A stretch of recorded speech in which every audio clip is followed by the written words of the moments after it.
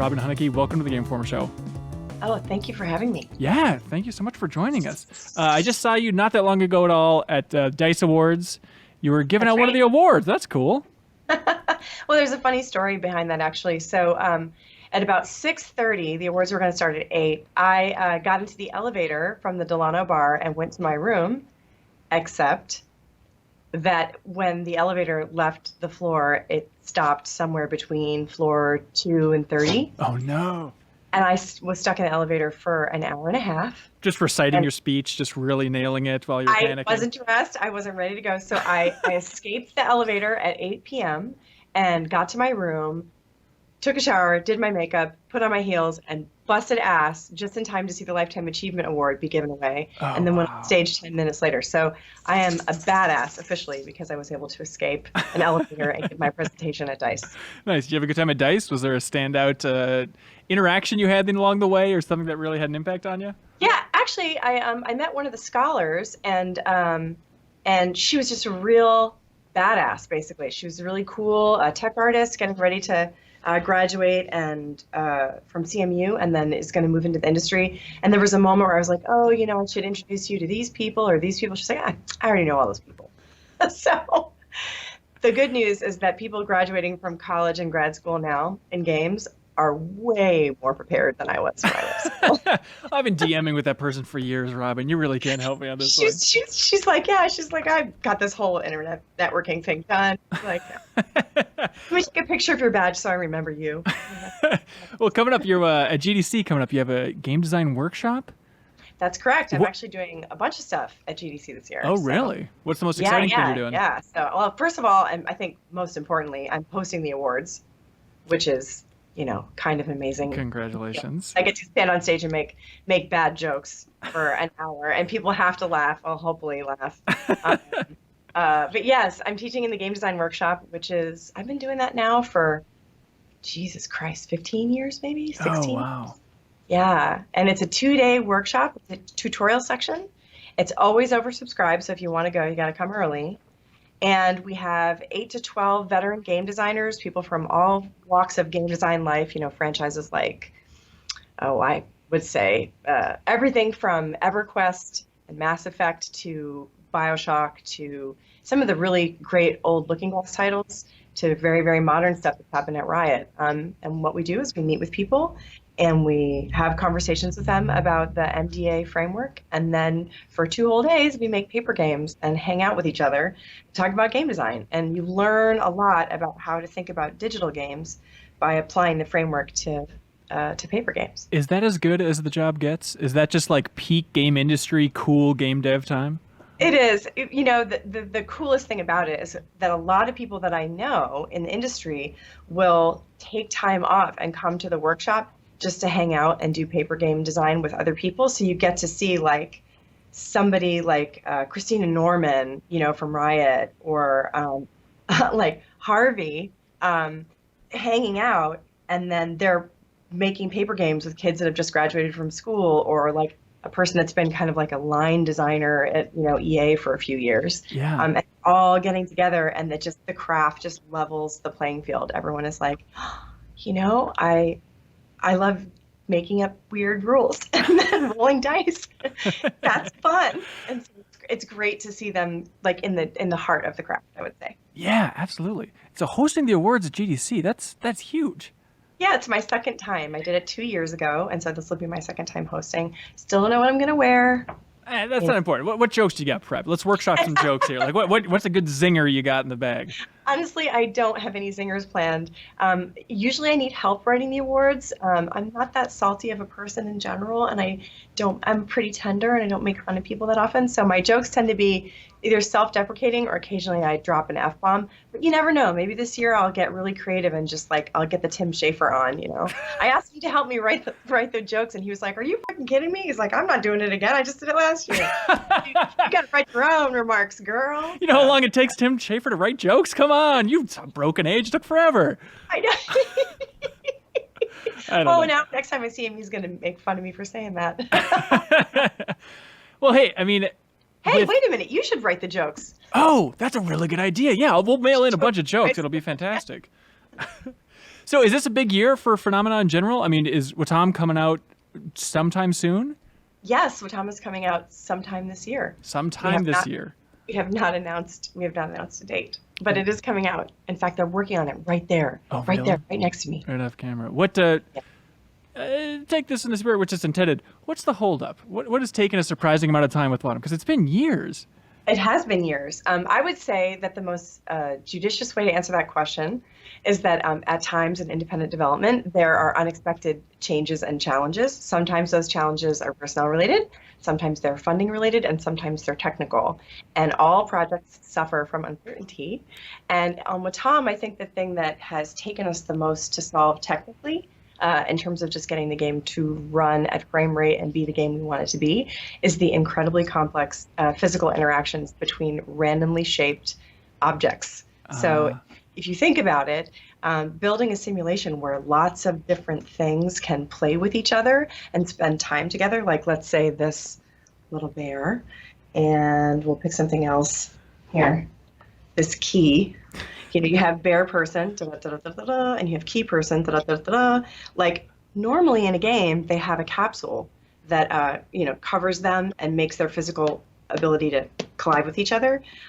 If you make this person be able to walk like this, and then this is going to be standing on it, and it's differently balanced, and they have physical properties, it starts to become very difficult for them to interact with each other without doing what things do in games when they don't react nicely, which is and exploding off the screen. And so I would say that the number one thing that we've worked on really, really hard in the game is creating a series of unique characters that can be little people and be anthropomorphic and fun with each other, but also that they can be scaled really big or really small. They can interact with water or grass and like lots of other surfaces, so that the game feels really natural, even though it's built out of arbitrarily animated objects like a toilet and poop. It's gonna be so bizarre. Like, I don't know, how would you describe the game? I mean, just kind of like toy box-ish, toy box-esque, or how is the base description of this game? I would say that it's really it's an adventure that you take the mayor on to meet all the people of its world. At the same time, you're exploring how different characters behave with one another and the ways in which they can have fun and stack and explode, and the different types of people that they can invite to the world. So, the whole concept of it is that this world has blown up, and you're helping kind of bring everybody back from this diaspora and reform the little community that was there. So it's kind of a game about helping the mayor have friends and have fun. It's gonna be tough. Go ahead. Just like with the game so like focused on whimsy and just a cool, unique vibe. I mean, I'd imagine those technical issues is like nothing's going to take people out of this wonderful fantasy more than seeing some silly hiccup along the way. You just got to make it buttery smooth. People can get absorbed in this bizarre experience, right? Well, one of the things that does happen is that as you experiment with the characters, you do get weird things to happen. And I think the weird glitches in the game are some of the more engaging and silly things when we demo. So, I mean, maybe we'll get all of them out of the game by the time we ship, but maybe we won't. Maybe one of the funnest things to do when you're streaming it is going to see how weird you can get the system to behave. I mean, I think we have to be pretty aware of the fact that the types of players that play Kata's games love to see all the little ways in which he's imagined the universe to behave, and then to kind of push around in there and see where it breaks. So I expect it to break, in interesting ways. Would be like The Sims, which I worked on a long time ago, which I love, right? Which is it's the same thing. People play it to break it. So yeah, and just in case you're not familiar with the game, that's Keita Takahashi, the creator of Katamari Damacy's new game and whatnot. Okay, gotcha. And so, is he in the studio then with you guys, or is he working remotely? He's right there. Oh, in fact, my gosh. Someone opened the door, and all of the noise from this interview is leaking out into there, which is, they don't like. They like to be like this. I understand. Well, hey, you can keep it down if you don't want him to hear, but have you gotten used to working with the guy at this point? Are you still learning lessons and surprises along the way from his philosophy towards game design? Absolutely. I think everybody does. His number one favorite question to ask is why? Why everything? Like literally why, yeah. Why do it this way? Why do we have to do that? Why do I have to go to PAX? I was going to say, it sounds like a 4-year-old questioning why to everything until that last one, I guess. But well, that is actually kind of one of the things that we've talked about. I don't know if you saw, we were on the cover of Edge magazine in February, and the the article in that magazine that we did with Jen, the interview was about, can indie games save the world? And I think Kata's unmitigated answer was like, absolutely not. Like the world needs a lot more than video games to make it a safe place.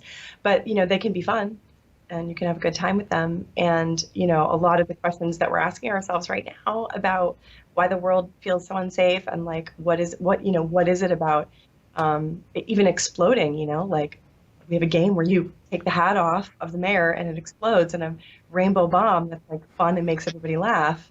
I think part of that is about, trying to think about ways to release some of the tension and sadness and fear that we all feel right now, and just like give us a chance to sort of explore and have fun together. And it's the same couch multiplayer experience. So, you can sit down with somebody else, like a small person or someone who doesn't play games, and just kind of see what the system does. I think that kind of innovation comes from a mind that asks the kind of questions that a 4-year-old asks. Yeah, absolutely. Well, hey, I mean, you mentioned The Sims earlier. I mean, does everyone just assume that your ideal type of game is The Sims? I mean, The Sims just must be a huge part of your life. And so, like, the go-to game for Robin, or people just like, well, you're making a game. I'm sure it's in some way related to The Sims, since I assume that's the core of your being, right?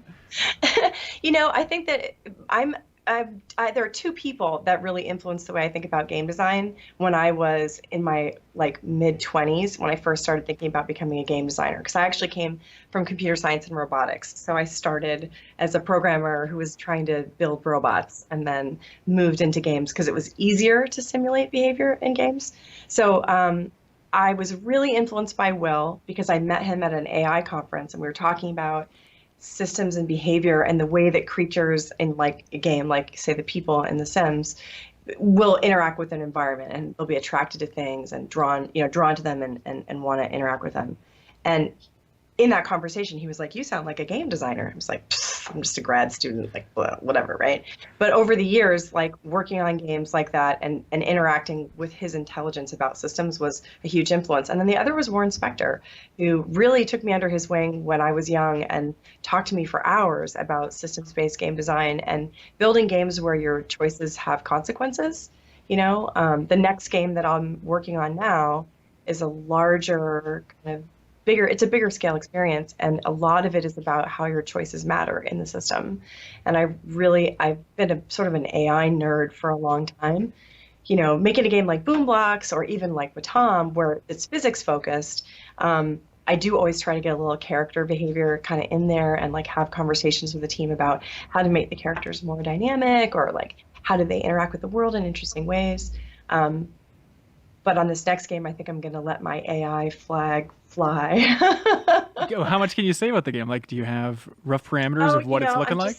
I'm just starting to talk to people about it. Don't even know who's going to publish it yet. I just say that it's a game about exploring who you are through a system. Like, I think I'm really excited by the idea of building something that is in conversation with you, that changes as you play with it. I really love this idea. I've been in love with the idea of building something that you could kind of talk to for so long. Like, when I first started in grad school, that was what I wanted to build. I actually submitted a proposal to NASA for a story cube, which would be a cube with a touch surface that you could talk to that would tell you stories and show you pictures from your past, almost like one of these. She's holding up a phone for the audio listeners. Okay, yes, got it. It's like, like you have a tricorder, right? Now you look at your phone, it does all this shit. Like, it's amazing. But the core of the premise is that you can interact with it, that it interacts with you in a way that responds to you, which I think would be really fantastic. Okay, so, something that interacts with you and builds out a system based on your personality.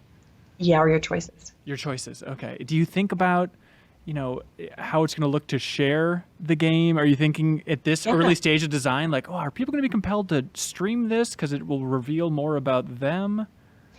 I think a lot about how it's going to look and how to make it really beautiful. I think one of the things I loved about working on Journey and then working on Luna and also on Wattam, to be totally honest, is that I really love it when you have an art director with a really strong style. Yeah. So Matt Nava has this amazing style, and Genova really worked with us to kind of craft the kind of concept of the experience, but so much of the look of the game came from Matt's really deep interest in like Mayan ruins and old Persian churches and stuff like this. And like with Glenn's stuff, so much of the world in Luna is influenced by the work of like artists like Mary Blair, where you have this really beautiful kind of 60s style print block texture stuff. And, you know, obviously Kata has this very sort of pop style with very, very interesting objects that are also people. Like everyone in Wattam is a person, and it's got that like kind of kitty, like bright colors and like really, really hopeful palette. I really love the idea of how the art direction of a title places you in a different universe. So I'm super, super excited to think about how this game will look. So my current influences are pretty broad. Mobius was the first inspiration, and like now I'm kind of moving through what does it really mean? Like I don't want the game to look like a Mobius comic because there's already kind of games that look like that, but it's more the feeling of like expansive, universal, like a little magical, but mostly real. I really love that feeling. So that's what I'm spending actually most of my time thinking about is the individual objects in these spaces that I'm going to be building, and then how those spaces feel cavernous and like universally huge. I want to build a game that feels huge because Luna's like so tiny and it's like a little object, you know? I spent so much time thinking about a special magical spot like right in front of you that now I want to really blow out the opposite side of it and just go, okay, like, wow, you're in a huge space. In a way that doesn't overwhelm you with the workload. Yes, okay, exactly. Okay. You know, Funomena, just for those of you who don't know, like we're in San Francisco. There's 19 of us now in the studio, and I'm hoping that we don't grow much larger than 30. But you know, we're an incredibly diverse group of people, and we hire along a broad spectrum of experience and you know, cultural experiences as well. We hire a lot of people that weren't born here. We hire a lot of people that have built games in other ways. Sometimes we hire people that are come from not even from games, like scientific computing and stuff like that. So we have a very diverse and like open kind of group. And the goal is to build stuff with them that is really expansive and like pushes the boundaries. But we don't want to crunch. We don't want to kill ourselves working on something really huge. That would be really like kind of pointless. Like, what do you do for a living? Well, I make video games, but I never sleep. You know, that's a really shitty answer. So I'm really trying to broaden our ability to do work the smart way by using AI and like using procedural generation and these kinds of things, really cool graphics tricks and so on and so forth. How reasonable is it to have a studio in San Francisco these days? I mean, why? Maybe just we're in Minnesota, so we might see things from a certain perspective, but why not get the hell out of that city if you're going to found a game studio? The reason that you have to make games in San Francisco is because all of the raccoons live in San Francisco, and the studio, I haven't mentioned it, is actually 30% raccoons. We're an equal opportunity employer, and it's very important to us to include raccoon. Rowan, you have the worst definition of play it straight. You just lean into it all. But is it just the vibe in San Francisco? People want to come there, even if it is the most expensive place on planet Earth and probably throughout all of the solar system? You know, I love San Francisco because it's gay. I love San Francisco because it's friendly. Yeah. You know, it's an open community. The Bay Area is a place where a lot of people come to find themselves who didn't feel like they fit in anywhere else. It has changed since I moved here in 2005. It isn't, in my mind, it isn't any less friendly to different perspectives than it was before. Okay. If anything, we're just adjusting to the idea that more and more people want to be around people like us. I think that's true. I also, like, a lot of people come here to do jobs in tech, and then those jobs don't turn out to be really fun. Right. Like, they turn out to be kind of dry.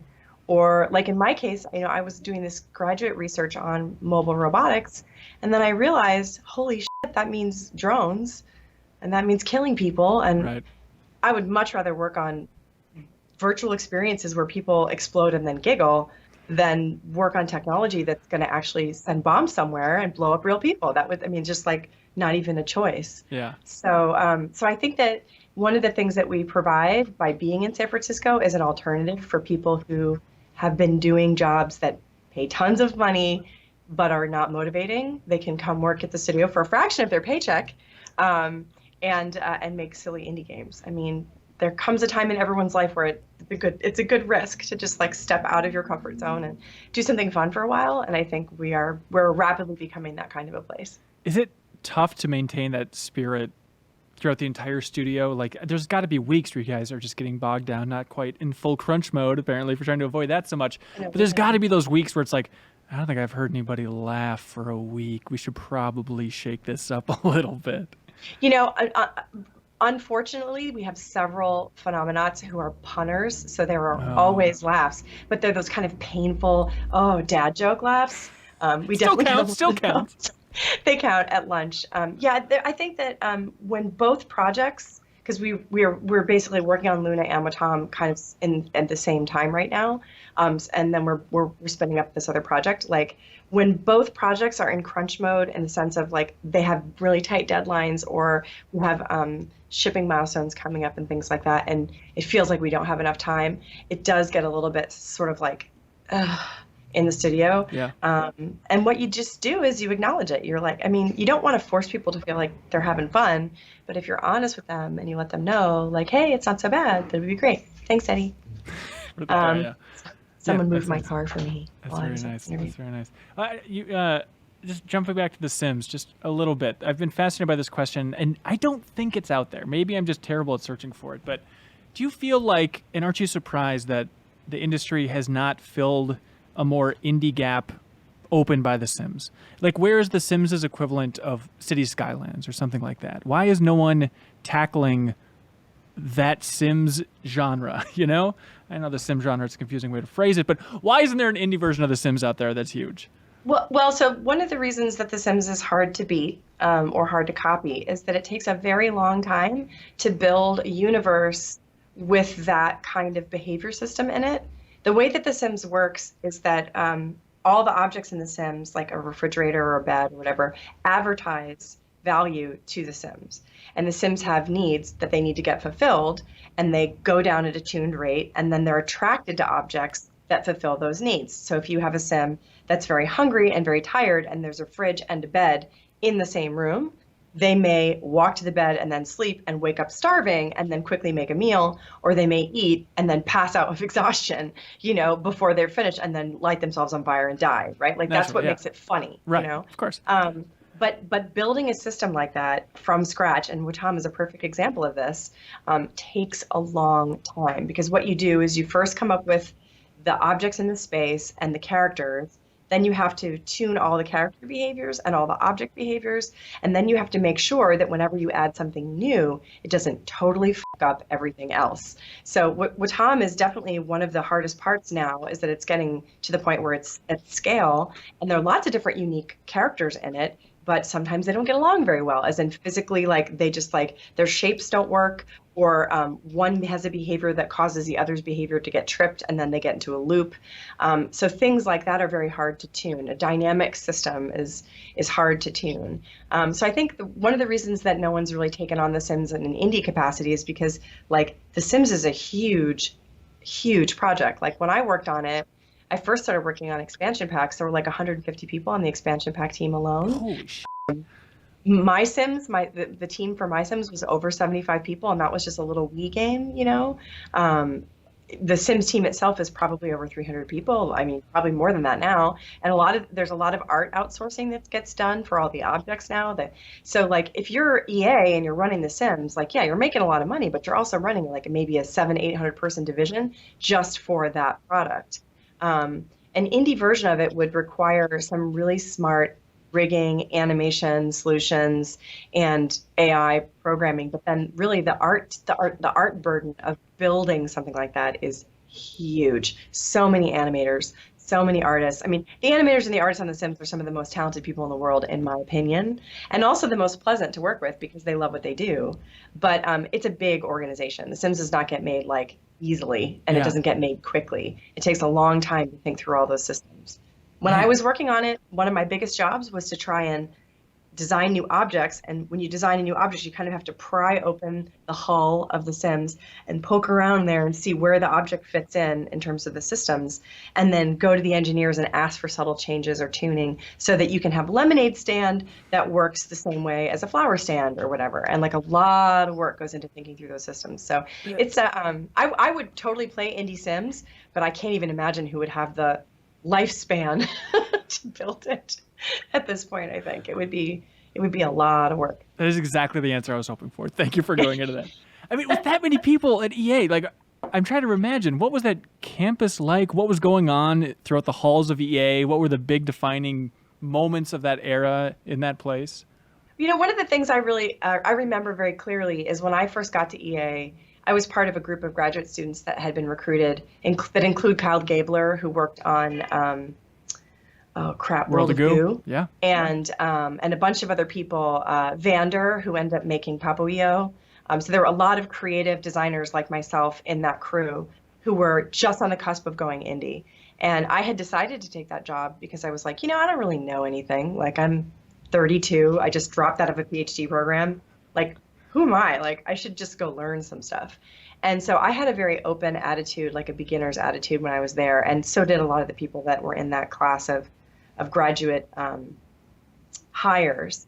And when I got there, the very first thing that I realized was that not everybody was happy working at EA, but the reasons they weren't happy were really basic, really basic things like there aren't enough snacks or the bathrooms aren't clean enough, were like commonly coming up as complaints. In fact, I actually helped run a thing on The Sims called the Complainathon, where I had these little boxes, and if you put a complaint in, you got a little smiley face saying that you'd complained, and went through all the complaints, and like really a significant portion of them were like, I wish there were better bagels in the morning, or like, I wish they cleaned the men's bathroom like at least 3 times a day. There were very basic complaints about like work-life experience.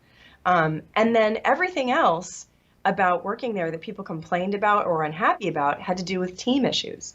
A boss that wasn't really listening, or a schedule that wasn't fair, that was going to cost the product some kind of polish, or a cancellation that didn't make sense, and having people moved around. And so a lot of the bigger scale complaints, once you got to that level of running a business, were about individual relationships on teams. And it really nailed for me the idea that no matter what size you are, like, you've got to have reasonable facilities. You have to be flexible and like listen to people. We literally just did a poll here about how we can improve the snacks. Like, it's a thing. Like, people just little irritations like that build up over time, and they make people sad. And then the other thing is just, you've always got to be working on your managers and like make sure that if someone's managing someone else, that they're really listening and that they're open-minded. I learned a lot actually working at EA. A lot of the senior staff were very kind to me. Colleen McCreary, who ran HR there, or was senior in HR, ended up moving to Zynga and running HR there. She was like a really great mentor for me. Tom Persina. There were a bunch of people there. Even, honestly, what's his name? The guy that went to Unity, John Fricatello. He was really sweet to me. Yeah, like his little girl used to come and play test my Sims all the time. Like, and he was very encouraging. Bang, Rich Hillman, like a lot of those people were really kind to me. Wow. So Spielberg yeah, was okay to you? Huh? Spielberg was okay to you back in the day working on Boom Blocks? Awesome. Actually, people always ask me this. I've answered this question so many times. He was a super cool dude. He drove himself to the meetings, was always on time, often early. He just wanted a specific kind of chai. That was the only thing he ever asked for. It's my job to get the chai sometimes. Never talked over other people in meetings, was always very polite, especially when people were pitching ideas to him and they'd get really nervous. He would just it's a cucumber. I mean, there's a reason he's a billionaire. I mean, it's like he's good at his job.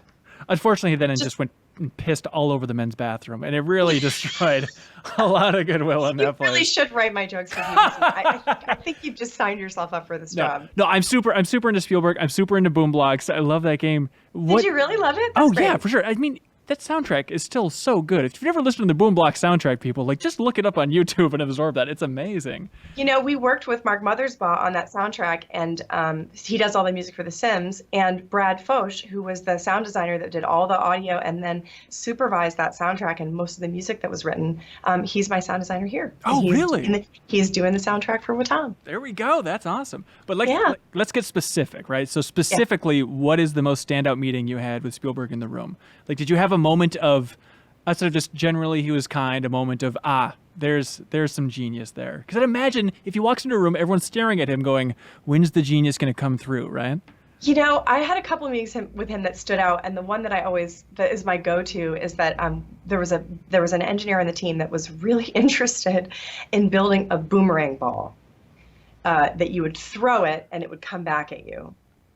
And it didn't make any sense because if you wanted to, you could throw the ball, pause time, and spin the puzzle, and then point it at anything you wanted. And there were a lot of kind of trick moves people were doing with spinning, rotating the puzzle and slowing time and stuff. Okay. So he kept pushing the feature, and I didn't really see why we should spend time on it, but I gave him his shot. And he pitched it to Spielberg, and Spielberg looked at it and then was like, but you could just do this. And then basically threw the ball, rotated the puzzle. And I was like, yes, like, I'm not a dummy. Like, if he, so it's a really self-serving example, but it was more like he listened to the pitch completely. He thought about it and was like, that's a lot of work to get something that's already in the game. And then he was like, why don't we make the ball glow underwater? And I was like, no, that's going to cost too much money. There's only one practical light on the Wii. No, nightmare. So it was great. And then it was like, oh, now I have to explain how lighting works in video games. But you know, he was always really open to hearing new ideas, and then really good to brainstorm with. That was, I mean, there were so many of those, I can't even pick one out of the hat, but he was exceptionally good. Actually, there was one other thing, which I don't talk about much, but so all the characters in Boom Blocks, I did all their names. Okay. You know, the producer on a game like that ends up doing all the stuff that nobody wants to do, like designing the Create UI and like figuring out which bonk sound happens when, you know, when you throw the ball at the animals and like crap like that. They're all like really like low level usability decisions. I spent a lot of time working with Ottman and then eventually other people on the team on the controller smoothness. We basically wrote algorithm to smooth out the controller because kids were throwing and they weren't enjoying the experience because of the way the algorithm for the Wii remote was written. So we wrote some custom code for that. So I worked on that stuff, but I did name all the characters, and his dad used to tell him stories when he was going to sleep at night. And the stories were all Wild West stories about, you know, Dirk McKirk, you know, and like Bad Bob Bozo, you know, stuff like that. I mean, the names that his dad made up were really awesome.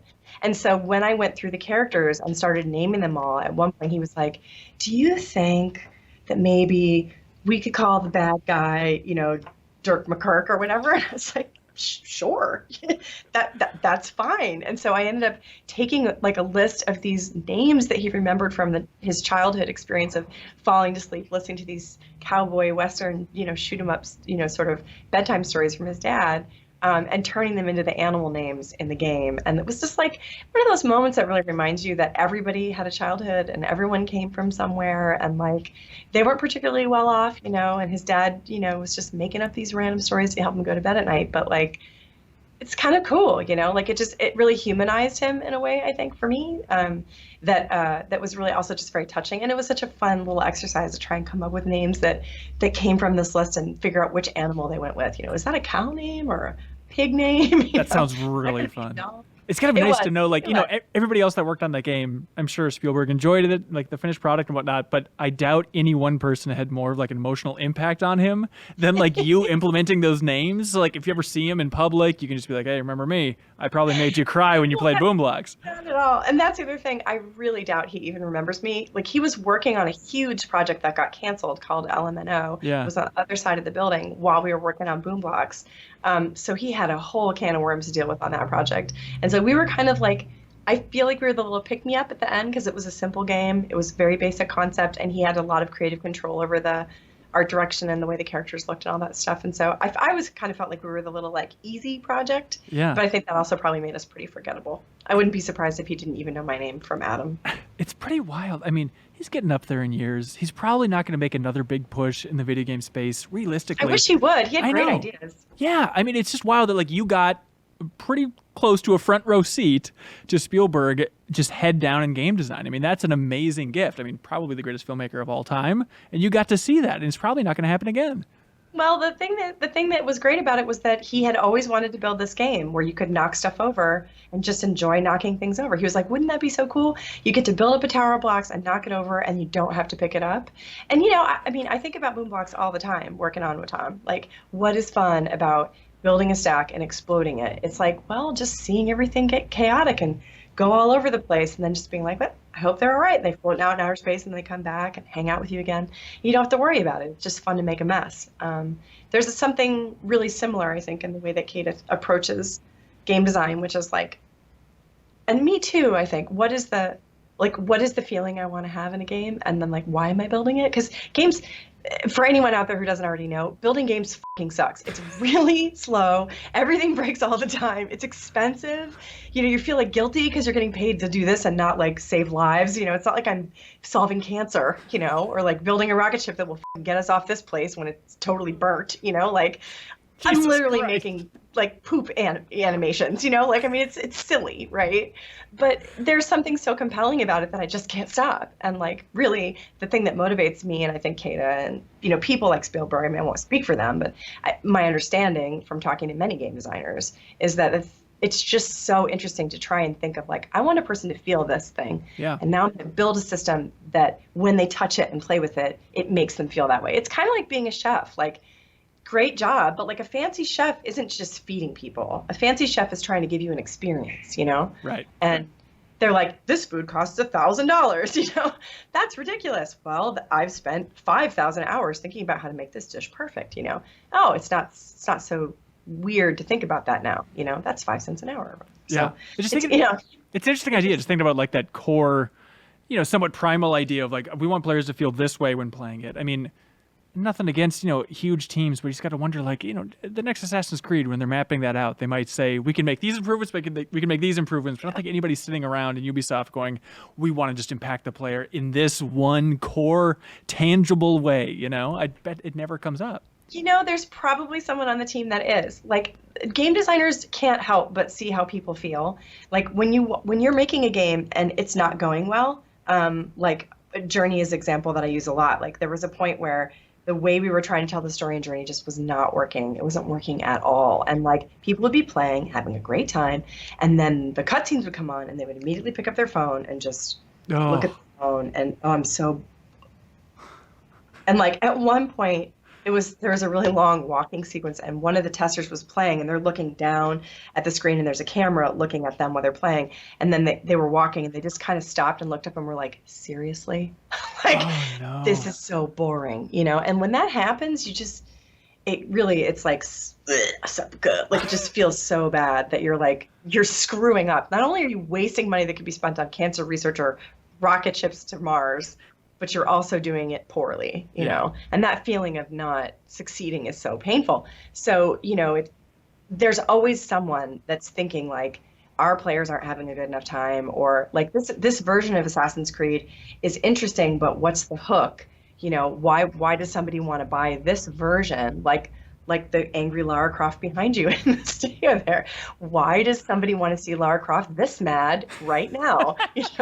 There's got to be somebody thinking about that, because if they're not, then why is it that way, right? So, I do think that there's always somebody asking what the player feels, whether or not they have the power, the budget, the technical ability, or the buy-in from their team to make that happen is a whole different story, But I do think, I don't know, I don't like to bag on big games or like studios that just make big games, because they're filled with really lovely people. Oh yeah, for sure. Including now I realize it's a weird connection, but thinking like, oh wait, Spielberg's kid, his son, I think is still working on Assassin's Creed up at Ubisoft. So yeah, that's probably a weird pull overall. But looking on the horizon, other than the release of Wattam, are there things that you're really looking forward to? Things you can't wait to maybe play this year, to see happen this year?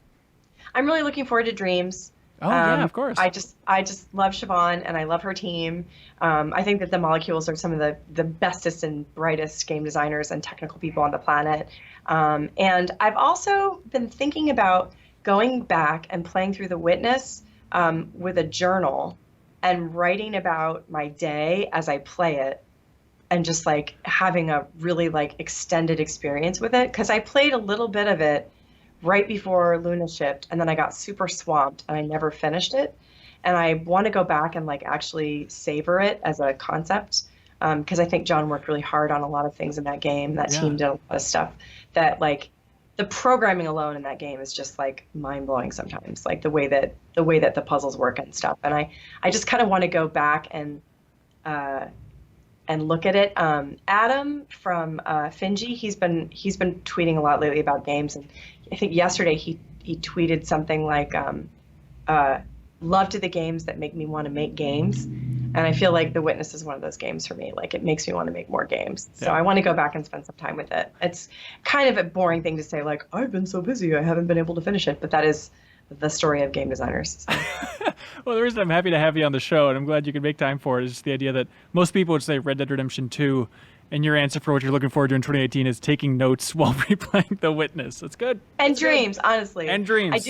I do love Red Dead, and actually, this is a fun fact. When we were working on My Sims, there was a pitch contest basically inside the Sims division. Rod Humble asked us each to pitch if the Sims could be on the Wii, like, which was called the Revolution at the time. Yeah. Big letdown. Yeah, big letdown that ended up being on the Wii. But when it was called the Revolution, it was like, if the Sims was on the Revolution, what would it be? And the game that I actually pitched that I really wanted to build was a Western style, like a sim, like Harvest Moon, but set in the West, or Mule, where you rode your horse out into the wilderness, and out into the West, and then you sat down and you made a little plot, and you made a little, like a farmland, a little house, and then a general store. And then people that came through, you could vote on whether you would keep them in your town or not. Ooh. And as they came through, you would set up the little plots for them and then tell them what to do. Like, just like Mule's, like, okay, you should go here and then you get this much stuff. And the game would basically every day would sim out how individual properties worked out. And so it was like a Western version of Sims. So it was My Sims, very chibi style, like Harvest Moon, with building and crafting, just like it ended up with, but in a Western theme. And the EA marketing folks told me that Western games don't sell. So I was like, God damn it. And then Red Dead came out, and I used to play that game like without the HUD on. So I would just be like HUDless and like wander around in the landscape and try to like wayfind by landmarks and stuff.